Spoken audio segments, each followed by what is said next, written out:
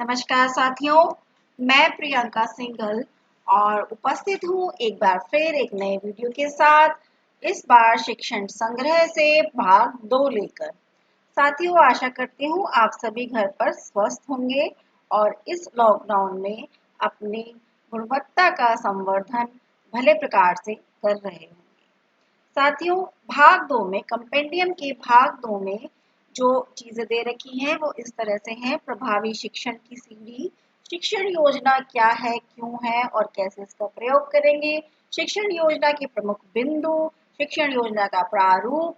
शिक्षण योजना के प्रारूप पर मैं एक वीडियो बना चुकी हूँ, उसे आप मेरे चैनल पर जाकर चेक कर सकते हैं। शिक्षण योजना का आधार लर्निंग आउटकम अधिगम परिणाम तालिकाएं, लर्निंग आउटकम प्राप्त करने के तरीके। तो साथियों, ये सब हम भाग 2 में देखेंगे, पर आज हम इसका एक ही बिंदु लेंगे अभी, प्रभावी शिक्षण। प्रभावी शिक्षण प्रोफेसर एन के जंगीरा की पुस्तक प्रभावी शिक्षक से जो पंक्ति ली गई है उसमें इसमें कहा गया है, बच्चों की शैक्षिक संप्राप्ति का सीधा संबंध कक्षा शिक्षण की प्रभाविता से होता है। बच्चों के व्यक्तित्व के समुचित विकास में संज्ञानात्मक, भावात्मक तथा क्रियात्मक विकास का होना अत्यंत आवश्यक है, जिसके लिए प्रभावी कड़ी शिक्षण है। तो इस कंपेंडियम में प्रभावी शिक्षण की संकल्पना सीखने की प्रक्रिया से संबंधित होती है और प्रभावी शिक्षण के तरीकों को इसमें कंपेंडियम में अंग्रेजी वर्णमाला के 26 अक्षरों यानी A to Z द्वारा प्रदर्शित किया गया है। साथियों, ये प्रभावी शिक्षण की सीढ़ी बहुत ही इम्पोर्टेंट है और अक्सर प्रश्नों में इसका जिक्र भी किया जाता है कि प्रभावी शिक्षण की सीढ़ी क्या है और कहाँ कितने स्टेप्स में दी गई है, किसके द्वारा दर्शाया गया है। तो आइए देखते हैं क्या है प्रभावी शिक्षण की सीढ़ी। आपके सामने प्रस्तुत है यह चित्र। आप देख पा रहे होंगे, गुणवत्ता युक्त शिक्षा उपलब्ध कराने में प्रभावी शिक्षण एक प्रमुख तत्व है।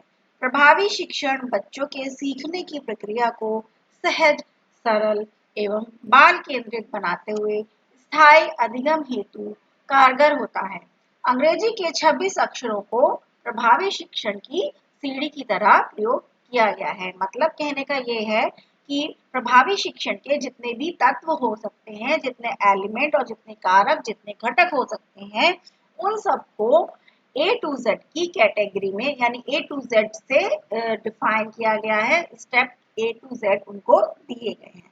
तो आइए साथियों, आगे बढ़ने से पहले मैं एक और इम्पोर्टेंट बात आप लोगों से कहना चाहूंगी कि यदि आप लोगों ने इस चैनल को अभी तक सब्सक्राइब नहीं किया है तो पहले सब्सक्राइब करें। नीचे आप सब्सक्राइब लिखा आ रहा होगा वीडियो के नीचे, अगर वो ग्रे कलर का है तो मतलब आपने सब्सक्राइब कर रखा है।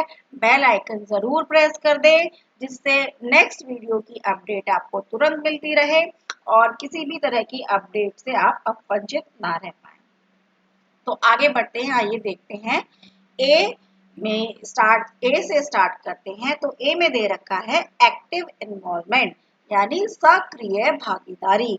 सक्रिय भागीदारी का अर्थ आप भली प्रकार जानते होंगे कि कक्षा में सभी बच्चों की सक्रिय भागीदारी सुनिश्चित करे शिक्षक। दूसरा है बी से बिजी क्लासरूम, अर्थात क्लासरूम में सभी बच्चे रचनात्मक कार्यों में बिजी हों। बिजी करने की व्यवस्था शिक्षक करे। सी से है कोऑपरेटिव लर्निंग।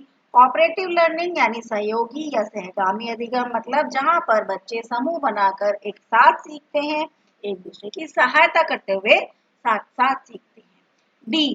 डी से है डिमॉन्स्ट्रेशंस यानी कार्य का प्रदर्शन। शिक्षक जब शिक्षण करता है, शिक्षण करते समय बहुत सारी चीजें ऐसी होती हैं जिनका प्रदर्शन करके ही शिक्षक को दिखाना चाहिए, तो वे अवधारणाएं स्पष्ट होती हैं। एच से है ह्यूमर। कक्षा में हास परिहास का होना भी यानी माहौल का हल्का होना भी बहुत जरूरी है, क्योंकि सीरियसनेस से रोचकता खत्म हो जाती है। जी पर आते हैं। जी है गोल सेटिंग, लक्ष्य निर्धारण। शिक्षक को हमेशा अपना लक्ष्य निर्धारण करके ही कार्य प्रारंभ करना चाहिए। एफ से है फीडबैक। फीडबैक जो है बहुत ही इम्पोर्टेंट जो एलिमेंट है प्रभावी शिक्षण का। साथियों, मैं इस पर बहुत फोकस करूंगी क्योंकि फीडबैक हम पहले भी आकलन में भी कई बार देख चुके हैं। फीडबैक जो होता है वो हमेशा सुधार की तरफ लेके जाता है। फीडबैक जो है हम शिक्षण प्रक्रिया के दौरान देते हैं बच्चों को, जो बच्चों ने कहाँ तक अधिगम स्तर बच्चों ने प्राप्त कर लिया है और हमें उनमें कहाँ किस स्तर पर सुधार की जरूरत है, ये हम फीडबैक के द्वारा बच्चों को बताते हैं। आगे चलते हैं।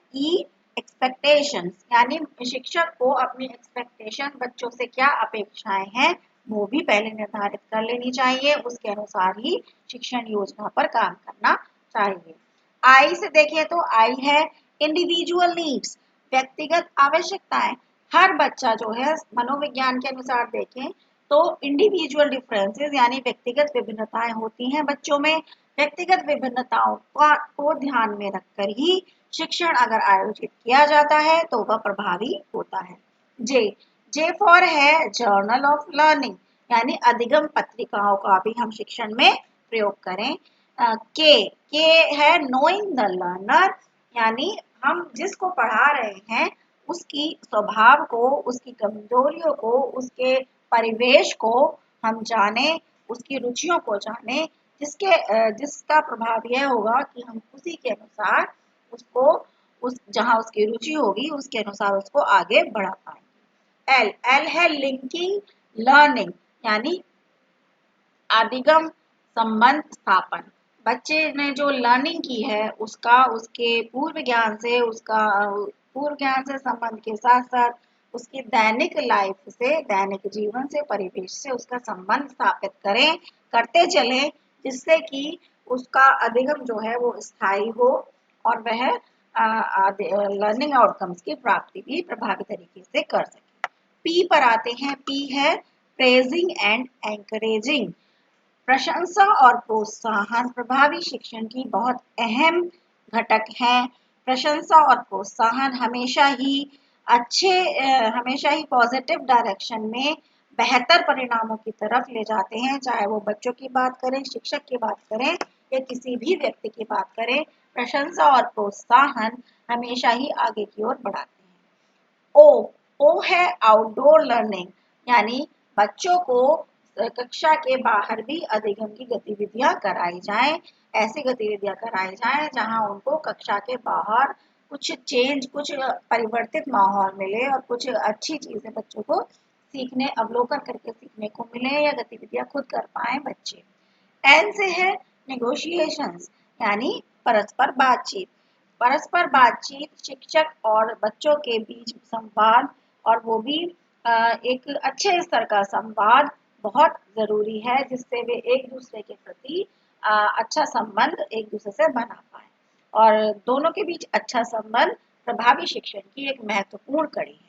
एम से है मैनेजमेंट ऑफ रिसोर्सेज, तो ये शिक्षक के लिए बहुत ही आवश्यक है। एक टीचर अपने रिसोर्सेज का मैनेजमेंट किस प्रकार करता है, चाहे वह समय हो, चाहे वो उसके टीएलएम हो, चाहे वो उसकी कक्षा बैठक हो, हर तरह के रिसोर्सेज का मैनेजमेंट शिक्षक को कर लेना चाहिए। क्यू है क्विज, तो क्विज हम कई प्रकार से बच्चों के साथ शिक्षक कर सकते हैं, जैसे कि पहेली के फॉर्म में, प्रश्नोत्तरी के फॉर्म में, या फिर कोई कंपटीशन के फॉर्म में, किसी भी तरीके से हम क्विज का आयोजन कर सकते हैं। ये बच्चों में जिज्ञासा और रोचकता पैदा करता है। आर है रिस्पॉन्सिबिलिटीज फॉर ओन लर्निंग, अधिगम का स्वदायित्व। शिक्षक जो है शिक्षण करने से पहले अपनी भी जो है अधिगम का स्तर एकदम अपडेट रखे, अपनी लर्निंग को बिल्कुल जो है परफेक्ट रखना चाहिए, तभी वह शिक्षण भी परफेक्टली करा पाएगा। एस से है सक्सेस एक्सपीरियंस, यानी सफलता का अनुभव। टी से है team teaching and collaborative efforts, यानी टीम में बच्चों को शिक्षण किया जाए और एक दूसरे के साथ सहयोगी शिक्षण उनको दिया जाए, यानी एक दूसरे का सहयोग करें बच्चे, एक दूसरे के साथ सीखें, छोटे छोटे ग्रुप्स में काम करें, यही इसका उद्देश्य है। एक्स से है एक्सरेंज फॉर इवैल्यूएशन, यानी मूल्यांकन के लिए परीक्षण भी हम करते चलें साथ में।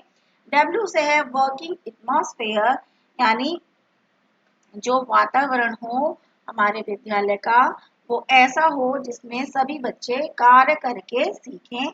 वी से है वैरायटी, विविधता। विविधता का होना बहुत जरूरी है क्योंकि एक ही तरह की गतिविधियां या एक ही तरह का शिक्षण को नीरस बना देता है और प्रभावी शिक्षण में एक बाधा उत्पन्न करता है।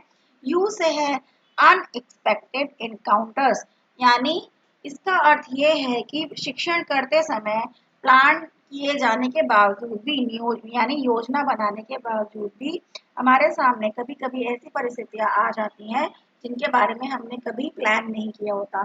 तो ऐसी जो है बिना सोची हुई अनसोची परिस्थितियों के आ जाने पर उनसे कैसे डील करना है, ये क्षमता भी प्रभावी शिक्षण के लिए होनी बहुत जरूरी है। लास्ट में आते हैं हमारा वाई। वाई है यू। यू यानी आपका मतलब शिक्षक। शिक्षक जो है, टीचर जो है, वो स्वयं में एक प्रभावी शिक्षण का घटक है। वो कैसा है, उसकी सोच कैसी है, उसकी कार्य प्रणाली कैसी है, किस प्रकार से वो योजना बनाता है, किस प्रकार से उसके संबंध है, क्या उसके बोलने का तरीका है, ये सारी चीजें शिक्षक कुल मिलाकर बहुत ही इफेक्टिवली प्रभावी शिक्षण को इफेक्ट करता है।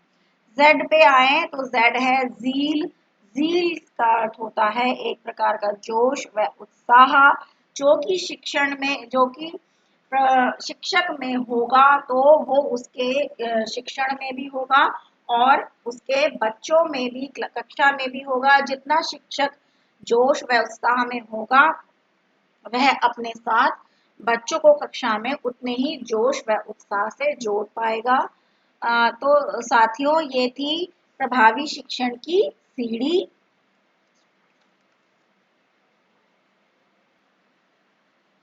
तो साथियों, ये थी हमारी पूरी प्रभावी शिक्षण की सीढ़ी A to Z। ये सभी जो बातें थी, सभी जो घटक थे, ये प्रभावी शिक्षण के लिए अत्यंत ही आवश्यक हैं। प्रभावी शिक्षण गुणवत्तायुक्त शिक्षा की संप्राप्ति का एक आवश्यक परिणाम है, जिसे सभी शिक्षक किसी भी कक्षा और विषय के लर्निंग आउटकम की संप्राप्ति के लिए प्रयोग करते हैं और करना आवश्यक भी है।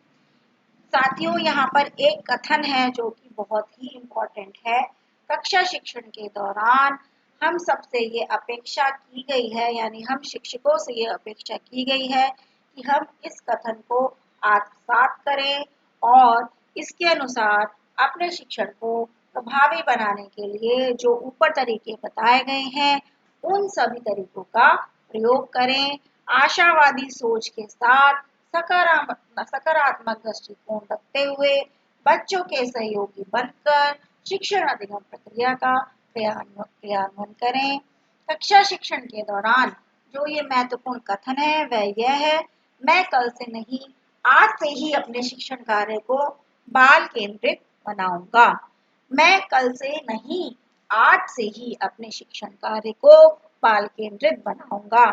साथियों, जब ऐसी सोच लेकर, यानी जब शिक्षक अपने मस्तिष्क में ये फिक्स कर लेगा, ये सुनिश्चित कर लेगा, इस कथन को प्रिंट कर लेगा, तो हम साथियों, हाँ, सफलता से हम कभी दूर नहीं रह पाएंगे। प्रभावी शिक्षण से हम कभी दूर नहीं रह पाएंगे। हमारा शिक्षण निश्चित रूप से प्रभावी होगा। इन्हीं बातों के साथ मैं इस वीडियो को समाप्त करती हूँ। अगले वीडियो में हम देखेंगे शिक्षण योजना क्या होती है, क्यों होती है और कैसे बनाई जाती है।